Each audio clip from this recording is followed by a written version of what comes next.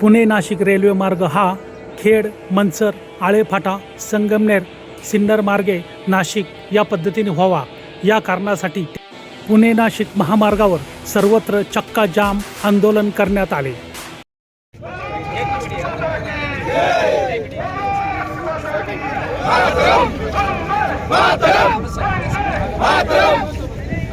Railway आमच्या हक्काची नाही कुणाच्या बापाची, रेल्वे आमच्या हक्काची नाही कुणाच्या बापाची, रेल्वे आमच्या हक्काची नाही कुणाच्या बापाची।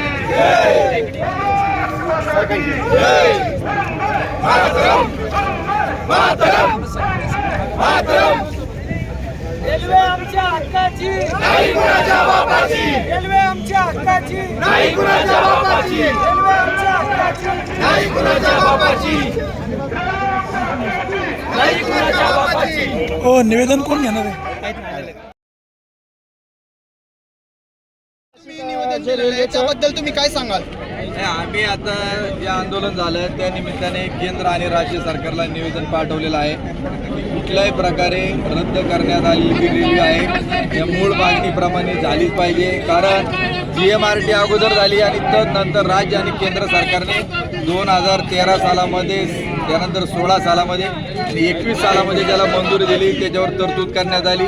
जमिनीचं देखील ॲक्विजिशन करण्यात आलेलं आहे। त्यामुळं हे न पटणारं कारण आम्हाला त्या ठिकाणी सांगितलं जाते। एक विषय गेला, पुणे नाशिक हायवे हा सरळ मार्ग गेला पाहिजे। नक्की आंदोलन कोणाच्या विरोधात? रेल मंत्रालय का GMRT सरकारच्या विरोधात?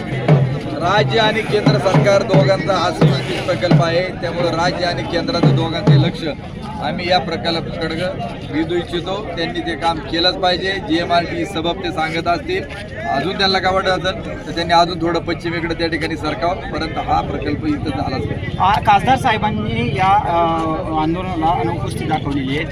त्यांनी काही तुम्हाला माहिती दिलेली आहे किंवा या आंदोलनाला? त्यांनी आता मोबाईलच्या माध्यमातून त्यांचं जे म्हणणं आहे ते त्यांनी आता सभेमध्ये आपण सर्वांनी स्पीकरवरती ऐकलेलं आहे आणि आम्ही आत्ताही सांगितलं की उद्या प्रधानमंत्र्यांसोबत त्यांचं जे काय तिथं बोलणं होणार आहे किंवा जे काही निवेदन देणार आहेत ते निवेदन, त्याचप्रमाणे जे बोलणं असेल त्याचं रेकॉर्डिंग उद्या भेट झाल्यानंतर त्यांनी प्रसारमाध्यमाला जनतेपुढे त्या ठिकाणी द्यावं। साहेब, जर याच्या पुढे जर हे झालं नाही तर तुमचं काय आंदोलन असेल? आम्ही लढत राहणार। याचा आता पुढाकार सत्यजित तांबे यांनी घेतलेला आहे, त्यांना आम्ही या ठिकाणी बोलून घेऊ आणि विस्तृत प्रकारे रेल्वेच्या बाबत जी भूमिका आहे ती मागं न घेण्याची, हटायचं नाही, लढत राहायचं, रेल्वे चालू करायची। साहेब, तालुक्याचा एकच प्रश्न आहे, प्रश्न एक असून आंदोलन या ठिकाणी 2 होतात, त्याबद्दल तुम्ही काय सांगशाल? आमचं काय नाही, कृती समितीच्या अध्यक्ष बाबाजी सासकर यांनी याच्याबाबत सविस्तरपणे सांगितले। चला, धन्यवाद।